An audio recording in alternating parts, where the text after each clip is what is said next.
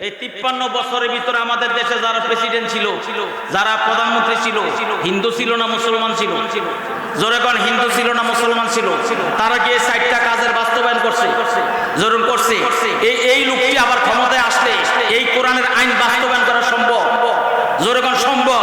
তাইলে যারা এই কোরআনের আইন বাস্তবায়ন করে ক্ষমতায় গেলে তাদেরকে আমরা আগামী নির্বাচনে ভোট দিয়ে এমপি বানাবো, আমরা মন্ত্রী বানাবো, কথা বলেন ঠিক না বেঠিক?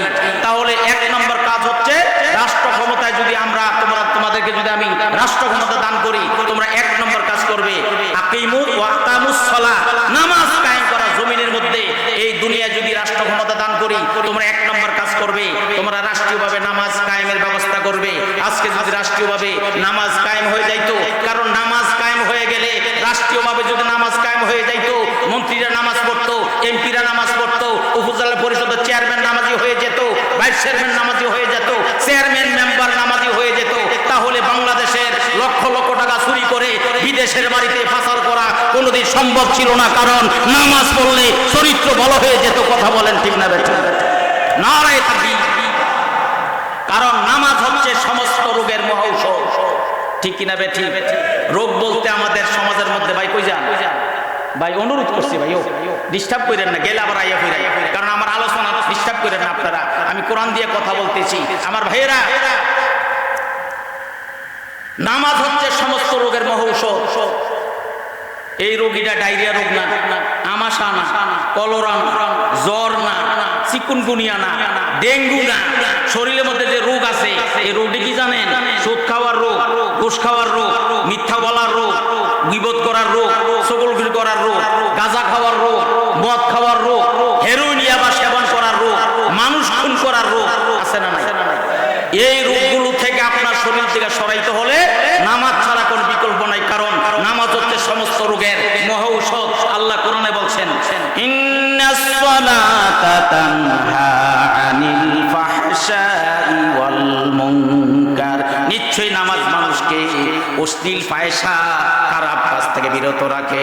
নামাজি বান্দা কোনোদিন সুদ খাইতে পারে না, নামাজি বান্দা কোনোদিন ঘুষ খাইতে পারে না, নামাজি বান্দা কোনোদিন পরের হক নষ্ট করতে পারে না, নামাজি বান্দা কোনোদিন চগলখড়ি করতে পারে না, নামাজি বান্দা কোনোদিন মানুষের ক্ষতি সাধন করতে পারে না, নামাজি বান্দা মদ খাইতে পারে না, গাঁজা খাইতে পারে না, ইয়াবা ট্যাবলেট সেবন করতে পারে না। যারা নামাজি বান্দা কোনোদিন বাংলাদেশ সম্পদ লুটপাট করে, লাখো লাখো সম্পদ লুটপাট করে বিদেশের বাড়িতে বাড়িঘর করার কোনো সম্ভব হইতো না। কার কথা বলেন ঠিক না বেঠিক? বাংলাদেশের বিগত 15টা বছরে বাংলাদেশের 11 লক্ষ কোটি টাকা বিদেশে পাচার করা হয়েছে। বাংলাদেশটা আজকে ফসল হয়ে গেছে। আমার ভাইয়েরা, ওই যে তলিহীন এই জুরির মতো হয়ে গেছে আজকে আমাদের দেশটা, অর্থনৈতিক বিরাট সংকটে আছে। শুধু বিদ্যুৎ খাতে বাংলাদেশ বাহির দেশে শুধু আদানি গ্রুপ ভারতের বিদ্যুৎ খাতের টাকা 80,000 কোটি টাকা তারা আমাদের কাছে পাওনা। আমরা বিদ্যুৎ বিলকে বাকি রাখছি, জোরে কোন রাখছি বিদ্যুৎ বাকি। আপনারা ঠিকই বিদ্যুৎ বিল পরিশোধ করছেন, আর হেতার এডি নিয়ে বিদেশে বাড়ি গাড়ি করছে, কিন্তু বকেয়া পরিশোধ করে নাই। কথা বলেন ঠিক না? ঠিক না? তাহলে নামাজ যদি হয়ে যাইতো, প্রত্যেকটা মন্ত্রী যদি নামাজি হয়ে যাইতো, এমপি যদি নামাজি হয়ে যাইতো, তাহলে কোনোদিন, কারণ নামাজ পড়লে আল্লাহর ভয় ভিতরে পয়দা হইতো, কোনোদিন তারা দেশের সম্পদ লুটপাট করে বিদেশে বাড়িতে পাচার করা সম্ভব হইতো না। কথা বলেন ঠিক কিনা বেঠিক? আমার ভাইয়েরা, রাষ্ট্রীয়ভাবে এই জন্য 1 নম্বর কাজ হচ্ছে, রাষ্ট্র ক্ষমতায় গেলে 1 নম্বর কাজ হচ্ছে তোমরা নামাজ কায়েম করবে। নামাজ নামাজ নামাজ, শুধুমাত্র নামাজ।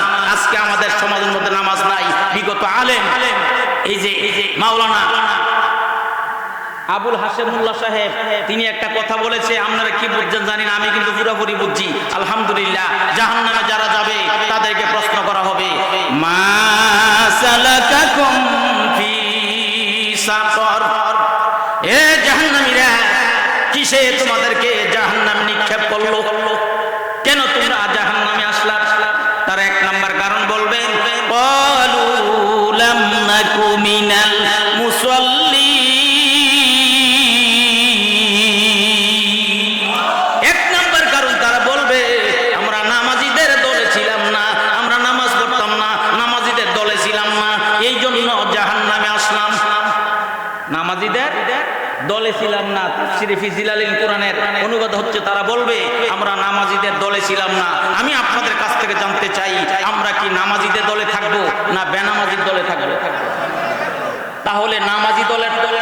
থাকলে নামাজি দলের সাথে আপনার হাসর হবে, আর যদি বেনামাজি দলের সাথে থাকেন বেনামাজির সাথে আপনার হাসর হবে। আপনি নিজে সিদ্ধান্ত নেবেন আপনি বেনামাজির লোক আছেন না নাই।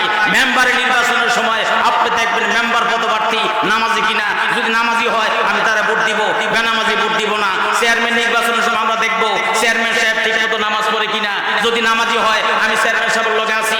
এমপি সাহেব যিনি এমপি নির্বাচন করবে আমরা দেখবো এমপি সাহেব 5 ওয়াক্ত নামাজ পড়ে কিনা, যদি নামাজ পড়ে এমপি সাহেবের লগে আমি আছি, এমপির ভোট দিতে দ্বিধা করবো না। কিন্তু বেনামাজি হইলে আমি এমপি সাহেবকে সাপোর্ট করি না, আমি ভোট দিতাম না। কথা বলেন ঠিক না বেঠিক? আমি কি আপনাদেরকে বুঝাইতে পারছি?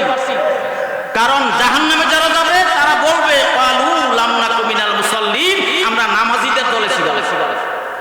আমার নামাজ না পড়লে ঈমান আপনার আমার ঠিক থাকবে না। আল্লামা দেওয়ার হোসেন সাইদি সাহেব, আজকে নামটা বলছি আপনাদের মাহফিলে, পুলিশ আইবনি, পুলিশ ধরতে আইবনি শাহজাহান ভাই, কিন্তু বিগত 16 বছর আমরা মাহফিলের মধ্যে আল্লামা দেওয়ার হোসেন সাইদির নামটা পর্যন্ত লইতে পারছি না। কত মসজিদের ইমাম সাহেব সাইদি সাহেবের জন্য মসজিদে দোয়া করছে, ইমামতি নাই, ঠিক না বে ঠিক?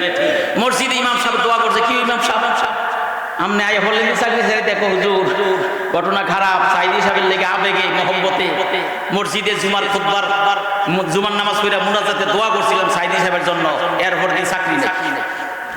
নাউজুবিল্লাহ কোন জোরে, আরো জোরে কোন নাউজুবিল্লাহ।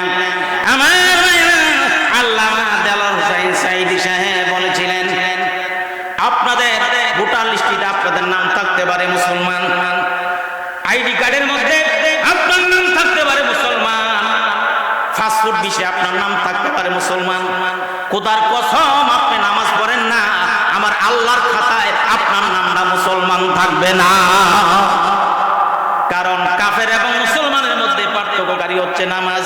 বাইনা আব্দি ও বাইনাল কুফরি তারকুস সালাহ, বান্দা এবং কাফেরের মধ্যে পার্থক্য হইল নামাজ। তুমি যে মুসলমান, নামাজের মাধ্যমে তোমাকে প্রমাণ দেওয়া লাগবে তুমি মুসলমান। কথা বলেন ঠিক না বে ঠিক?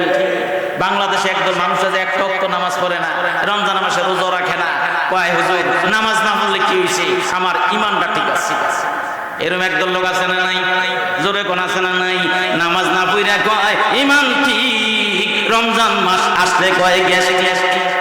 আসেনি এই ধরনের মানুষ? আবার গেছে হুজুরের কাছে ফতুয়া জানার জন্য, হুজুর গো আমি তো মানুষটা বেশি খারাপ না, নামাজ পড়ি না, এই জন্য কি আমার ঈমানটা নষ্ট হয়ে গেছে।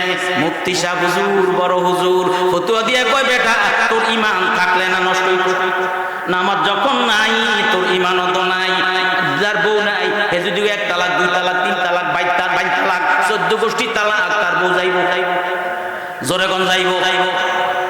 কেমনে যাইতো? বউ থাকলে না যাইতো। কথা বলেন ঠিক না বেঠি? আমার নামাজ পড়ি না হুজুর এই জন্যই কি আমার ঈমানটা নষ্ট হয়ে গেছে। আরে বেটা তোর ঈমান থাকলে না নষ্ট হইতো, নামাজ নাই তোর ঈমান নাই। যারা বলবে নামাজ না পড়লে কি হইছে, আমার ঈমানটা ঠিক আছে, আমি বলবো তাদের মাথার মধ্যে সিট আছে। মাথার মধ্যে কি আছে? জোরে কোন কি আছে? একটা কথা মনে হইছে কইলাই, কেমন সাধারণ ভাই, শাশুড়ি আম্মা জামাইয়ের কাছে মোবাইল করছে, জামাইও আমনের শ্বশুরের স্বাস্থ্যটা বেশি ভালো না, 14-15 দিন জ্বর হইতে মাথাটা নষ্ট হয়ে গেছে, আবল তাবল কয়, কোন দিন যে মইরা যায় বলা যায় না।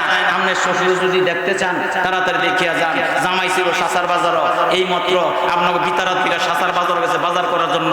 যখন শাশুড়ির ফোন পাইছে যে শ্বশুরের অবস্থাটা বেশি ভালো না, জামাই মনে মনে কয় আজকে এখন বাইর যাবো না, ডাইরেক্ট শ্বশুর বাড়িতে যাইতে হবে। তবে হারিয়া তো যাওয়া যাবে না, যেহেতু শ্বশুর বাড়িতে যাবো কিছু নিয়ে তো যাইতে হবে, এমন জিনিসটা তো নেওয়া লাগবো।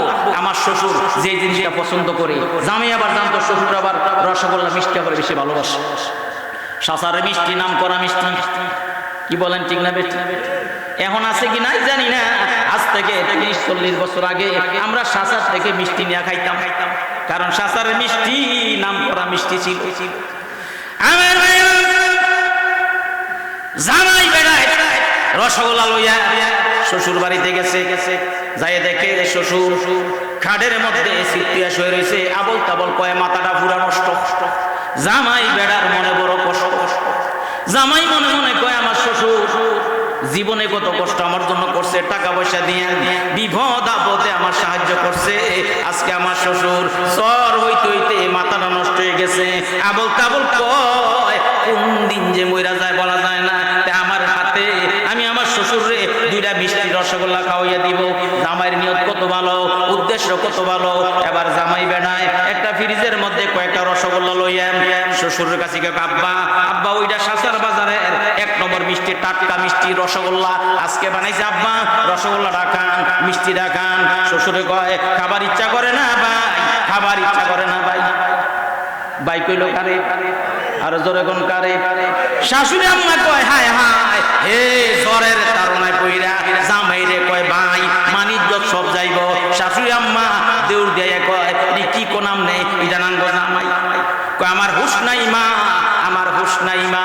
আজকে যারা বলবে নামাজ না পড়লে কি হইছে, আমার ইমান না ঠিক আছে, আমি বলবো তাকে হুশ নাই, তাকে মাথার মধ্যে সিট আছে। এইভাবে বেশি বেশি তাফসীরুল কোরআন মাহফিলে না গেলে, নামাজি লোকের সাথে না চলাফেরা করলে আপনার সিট মাথা কোনোদিন ভালো হবে না। কথা বলেন ঠিক না ঠিক?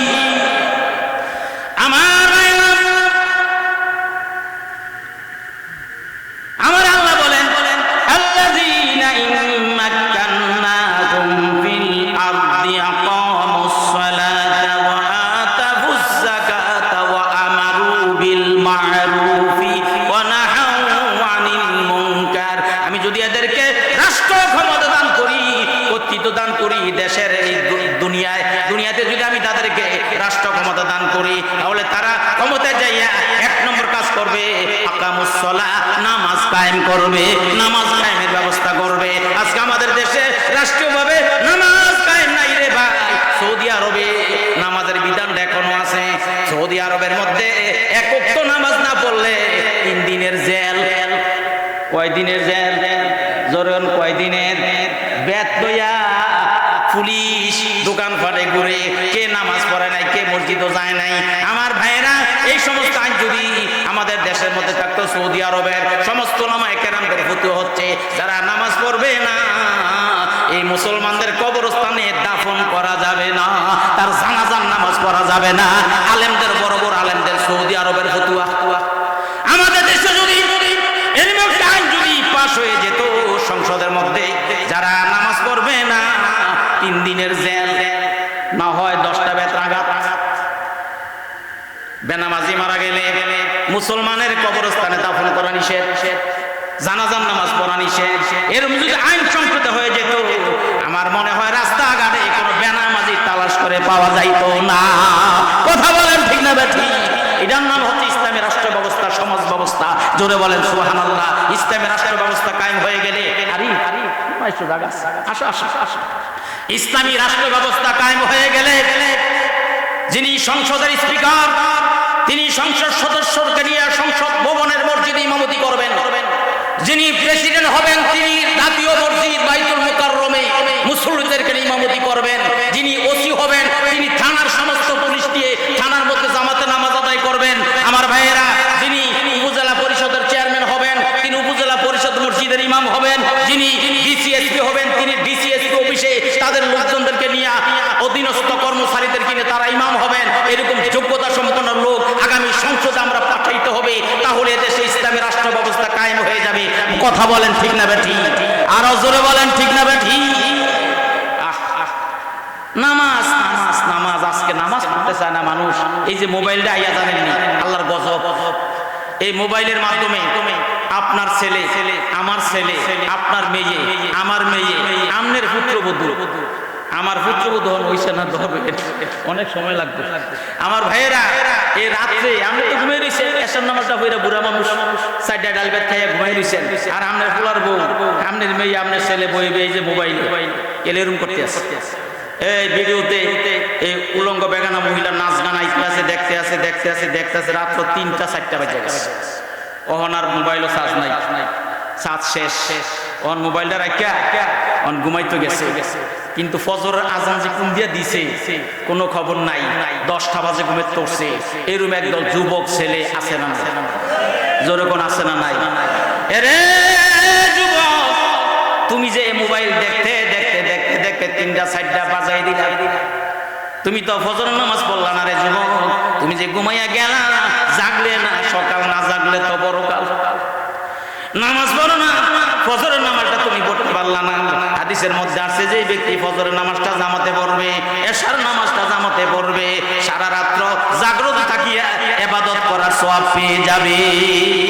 আল্লামা ডক্টর আব্দুল্লাহ জাহাঙ্গীর রাহিমাহুল্লাহ কত বড় আলেম, ফুরফুরা শরীফের পীর সাহেবের জামাতা ছিলেন।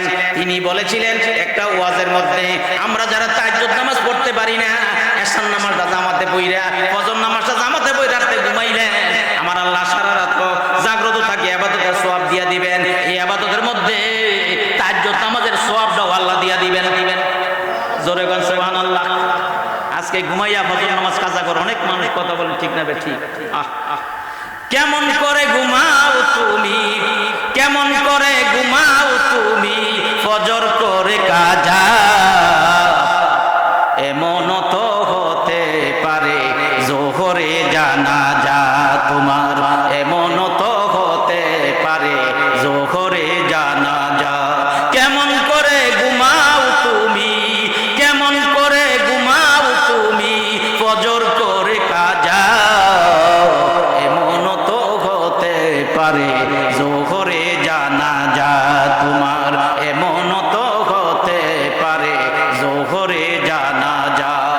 মুসলিম হয় না জন্ম নিলে মুসলমানের ঘরে, কাফের মুমিন তফাত যা হয় সলাতের উপরে, মানুষ নামাজের উপরে। এই জীবনে সলাত যেন, এই জীবনে নামাজ যেন না হয় তোমার কাজা, এমন তো হতে পারে জোহরে জানাজা তোমার, এমন তো হতে পারে জোহরে জানাজা। ঠিক কিনা বেঠি? আমার ভাইরা, নামাজ পড়বো, জামাতে নামাজ পড়তে হবে। কোরআন শরীফের মধ্যে দলিল সূরা বাকারা 43 নম্বর আয়াতের তাফসীরটা পড়ে দেখেন। আমি তাফসীর ইবনে কাসির বেশি ফলো করি, তাফহিমুল কোরআন পড়ি, ফিজিলালিল কোরআন পড়ি, মারিফুল কোরআন পড়ি, তাফসীরে ফিজিলালিল কোরআন পড়ি। আমার ভাইয়েরা আর অনেকগুলো তাফসীর আছে, তাফসীরুল এই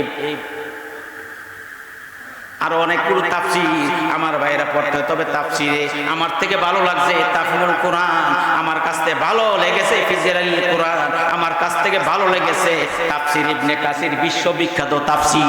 তাফসীর ইবনে কাসির থেকে বলছি আমার ভাইয়েরা, আল্লাহ বলছে ওয়াকিমুস সালাত ওয়াতুজ যাকাত, ওয়াকিমুস সালাতা ওয়াতুজ যাকাতা ওয়ারকাউ মা'আর রাকিঈন। আরো জোরে কোন আল্লাহু আকবার। আমার আল্লাহ বলেন নামাজ কায়েম করো, যাকাত আদায় করো, রুকুকারীদের সাথে একত্রিত হয়ে রুকু করো, রুকুকারীদের সাথে একত্রিত রুকু করো। এটা সরল অনুবাদ আমার ভাইয়েরা। আল্লাহ বলছে নামাজ কায়েম করো, যাকাত আদায় করো, রুকুকারীদের সাথে একত্রিত হয়ে তুমি রুকু করো। এবার আপনাদেরকে জানতে চাই, একে একে নামাজ পড়লে আপনি কি রুকুকারীদের সাথে একত্রিত হয়ে রুকু করার সুযোগ পাইছেন? যেরকম পাইছেন। এই আয়াত দিয়ে মুফাসসিরিন কিরাম তাফসীর করেছেন। তাফসীর ইবনে কাসিরের মধ্যে আলেমদের মতামত হচ্ছে, আপনারা যদি আমার কাছে জানতে চান, ওয়াজের নামাজ পড়ে আমার মোবাইলের মধ্যে পুরা ইবনে তাফসীর ইবনে কাসিরটা আমার পুরা মোবাইলের মধ্যে লোড আছে, আমি আপনাদেরকে দেখাইতে পারবো। আলেমদের মতামত হচ্ছে নামাজ পড়া একটা ফরজ, জামাতে নামাজ পড়া আর একটা ফরজ। কন্যা সুবহানাল্লাহ, আরো জোরে বলেন সুবহানাল্লাহ। আমি ঢাকা দুলাইরপাড়ে একটা মসজিদের খতিব। আমার ভাইয়েরা, আমি মসজিদে দিন তো এখন শুরু হয়ে গেছে, বড়দিনের সময় ঢাকাতে জুমার নামাজ পড়িয়া, এই যাত্রাবাড়ির কাছে দোলাইপাড় জুমার নামাজটা পড়িয়া আমি বাট্টা খাইয়া কুটুমপুর বাস স্ট্যান্ড আইয়া ঠিক মতো আসরে জামাতটা পড়তে পারছি। আর এখন দিন ছোট, গরিবপুর দাউদকান্দি আইলে আসরে আজান হয়ে যায়। আমি চিন্তা করছি, আমি আজকে কয়েক জুমা ধরে ভাই শুধু জামাতটা ধরার জন্য আমি কোনো গর্ব করি না, কোনো অহংকার করি না, কিন্তু আমি যতদিন বাঁচবো প্রতিজ্ঞা করেছি জামাতে নামাজ পড়বো। আমি এখন রওনা দিয়ে ঢাকা যাত্রাবাড়ি বাসে উঠলে গরিবপুর আসলে আসরের আজান হয়ে যায়, আমি গরিবপুর নেমে যাই, বাড়া দিই কুটুমপুরে। আমি কি আমার 20-30টা লস এরপর তো জামাতরা পাইলাম আমি আসর নামাজটা জামাতে পইরা এরপর আরেক বাসে গিয়ে কুটুমপুর মাগরিবের নামাজ পড়ি বাড়িতে গিয়ে এশার নামাজ পড়ি। আমার ভাইয়েরা আপনি যেখানে থাকেন না কেন আপনি জামাতে নামাজ পড়তে হবে, কারণ জামাতের এত গুরুত্ব। একটা হাদিসের কথা আমি আপনাদেরকে শোনাই, কিতাবের নাম বলে দেই। কিতাবের নাম হচ্ছে কিতাবুল কাবায়ের। বর্তমানে কিতাবটা বাংলা অনুবাদ হয়েছে ইমাম আয-যাহাবী রাহমাতুল্লাহি আলাইহি, মিশরের একজন বড় আলেম, আজ থেকে 600-650 বছর আগে কিতাবটা লেখছেন। কিতাবটার নাম হচ্ছে বর্তমানে কবিরা গুনাহ। কিতাবের নাম কি? কবিরা গুনাহ। এটা আমরা পড়ে দেখেন সাধারণ ভাই পড়ে কবিরা গুনাহ বইয়ের মধ্যে দেখলাম ইমাম বুখারীর উস্তাদ, ইমাম মুসলিমের উস্তাদ আল্লামা উবাইদুল্লাহ ইবনে উমর কাওয়ারিরি রাহমাতুল্লাহি আলাইহি, তিনি কত বড় একজন আলেম একটু চিন্তা করছেন। যিনি বুখারী শরীফটা লিখছেন ওনার উস্তাদ, যিনি মুসলিম শরীফ লিখছেন ওনার উস্তাদ উবাইদুল্লাহ ইবনে উমর কাওয়ারিরি রাহমাতুল্লাহি আলাইহি। তিনি একদিন এশার নামাজটা জামাতে পড়তে পারেন নাই, বাড়িতে মেহমান আসছে, তিনি মেহমানদারি শেষ কইরা মসজিদে গেছে, গিয়া দেখে জামাত এশার জামাত শেষ হয়ে গেছে। তিনি আবার আশেপাশে মসজিদে খবর নিলেন কোন মসজিদে জামাত খালি আছে কিনা। তালাশ করলেন, দেখলেন যে না, কোনো মসজিদে খালি নাই, সব মসজিদে জামাত হয়ে গেছে। তিনি মনে মনে আফসোস করতেছে, হায় রে আমার মুসলমান ভাইয়েরা এশার নামাজ জামাতে পড়া 1 রাকাতে 27 রাকাতে সওয়াব পাইলো, আর আমি সেই জামাত থেকে সওয়াব থেকে বঞ্চিত হইলাম। মনেরে বুঝাইতে পারে না, তিনি একা একা এশার নামাজটা 27 বার পড়ছে। জোরে কোন আল্লাহু আকবার, আর জোরে কোন আল্লাহু আকবার। কয়বার পড়ছে? জোরে কোন কয়বার পড়ছে? আচ্ছা, আমরা এখানে যারা আসছি, আমার জীবনের কথা, আমার বয়স হচ্ছে 55 বছর চলছে, আমি 34 বছর ওয়াজ করি, কিন্তু আমি তো কোনোদিন আমার জীবনে যে একবার জামাত না পাইলে নামাজটা 2 বার পড়ছি এমন আমার জীবনে কোনোদিন হয় নাই। এরকম ঘটনা হয় নাই যে জামাত পাই নাই আজকে নামাজটা 2 বার পড়লাম। আপনারা কেউ পড়ছে? ভুল হয়ে গেলে পড়া এটা অন্য বিষয়, কিন্তু নামাজ একবার জামাত না পাইলে আমি আবার নামাজটা 2 বার পড়ছি এরকম হয় না। কিন্তু হযরত উবাইদুল্লাহ ইবনে উমর কাওয়ারিরি রাহমাতুল্লাহি আলাইহি তিনি এশার নামাজটা ওই দিন জামাত না পাইয়া 27 বার পড়ছে। আর জোরে কোন সুবহানাল্লাহ। 27 বার নামাজ পড়ে দোয়া করছে, আল্লাহ তুমি আমারে জামাতের সওয়াবটা দিয়ে দিও। কন্না আল্লাহু আকবার। দোয়া করে রাত্রে ঘুমিয়ে গেছে, স্বপ্নে দেখে একটা ঘোড়ার প্রতিযোগিতা শুরু হয়ে গেছে। তিনিও একটা ঘোড়া লইয়া প্রতিযোগিতা অংশগ্রহণ করলেন। আমার ভাইয়েরা ওনারে সবাই পিছনে ফালাইয়া চলে যাচ্ছে, উনি বারবার চেষ্টা করতেছে, তাদের সমান হইতে পারতেছে না। তো সামনের থেকে একজন পিছনের দিকে ফিরা ডাক দিয়া বলতেছে, উবাইদুল্লাহ ইবনে উমর তুমি আজকে যত চেষ্টা করো আমাদের সমান হইতে পারবে না, কারণ গত রাত্রে এশার নামাজ তুমি জামাতে পড়তে পারো না। আমার ভাইয়েরা এর মর্মার্থ কি আপনারা বুঝছেন? যে একা একা যদি আপনি যদি কোনো জামাত না পান, ফজরের নামাজ পাইলেন না, জোহর আসর মাগরিব এশা একক তো নামাজ যদি আপনার জামাত যদি ছুটে যায়, আপনি যদি এই নামাজটা যদি 27 বারও পড়েন, 27 বারও যদি পড়েন, এরপরও জামাতের সওয়াব পাওয়া যাবে না, যাবে না, যাবে না। কথা কি আপনাদেরকে বুঝাইতে পারছি? জোরে গান বুঝাইতে পারছি? তাহলে জামাতে নামাজ পড়তে হবে। অনেক সাহেব আছে জানেন কি মুসলিম বাজার, বিতারা বাজার আছে না, বিতার বাজারের পাশে একটা মসজিদ আছে নি, এই মসজিদে আসরের নামাজ 4টা বাজে। কয়টা বাজে? 4টা বাজে। হে আইছে 5টা বাজে আইছে আসরের নামাজ পড়তে। কতক্ষণ পরে মাগরিবের আযান দিয়ে ইমাম সাহেব ভাই নামাজ পড়ছি আমরা জামাতে 4টা বাজে, এখন বাজে 5টা। আমি এতক্ষণ কইয়াছিলেন হুজুর জানেন বাজারে আমার দোকান আছে, আমি সময় পাইছি না হুজুর, কাজ আছে কাজ। আচ্ছা বলেন তো, আযান শুরু হয়ে গেলে, নামাজের টাইম হয়ে গেলে সবচেয়ে বড় কাজ কোনটা? জোরে কোন সবচেয়ে বড় কাজ কোনটা? আল্লাহু আকবার যখন বলে মুয়াজ্জিন ডাক দিবে আল্লাহু আকবার, আল্লাহ বড়, দুনিয়ার সব কাম ছাড়ো। কথা বলেন ঠিক না বেঠি? নামাজকে বলো না কাজ আছে, কাজকে বলো আমার নামাজ আছে। নামাজকে বলো না কাজ আছে, কাজকে বলো আমার নামাজ আছে। নামাজ বিহীন পরপারে কি জবাব দিবে তুমি প্রভুর কাছে? নামাজকে বলো না কাজ আছে, কাজকে বলো আমার নামাজ আছে। নামাজকে বলো না, নামাজকে বলো না কাজ আছে, কাজকে বলো আমার নামাজ আছে।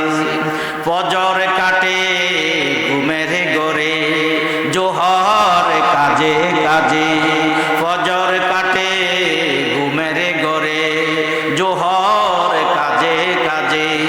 আসর কাটে খেলাধুলায়, আসর কাটে খেলাধুলায়। এশার সময় হয়ে এলে, এশার সময় হয়ে এলে থাকো মিছে দুনিয়ার পিছে, নামাজকে বলো না কাজ আছে, কাজকে বলো আমার নামাজ আছে।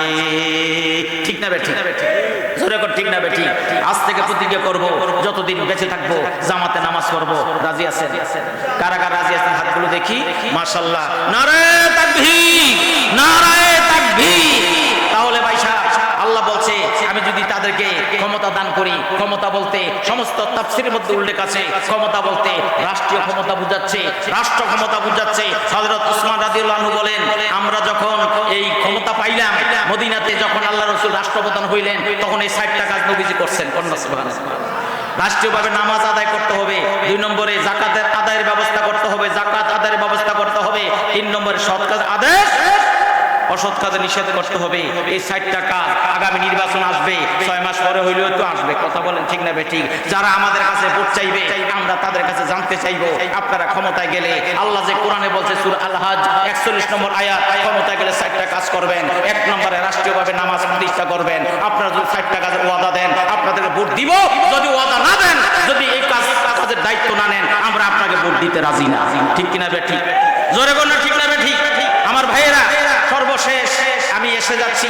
আপনারা বিরক্তি হয়েছেন? খারাপ লাগছে? অসুবিধা হয়? বুখারী শরীফের হাদিস ৭৬ পৃষ্ঠা, হযরত আব্দুল্লাহ ইবনে মাসউদ রাদিয়াল্লাহু আনহু, রাইসুল মুহাদ্দিসিন আব্দুল্লাহ ইবনে মাসউদ রাদিয়াল্লাহু আনহু আমার নবীর প্রশ্ন করলেন, আইয়ুল আমালি আহাব্বু ইলাল্লাহি তাআলা, হুজুর আল্লাহর কাছে কোন কাজটা বেশি প্রিয়?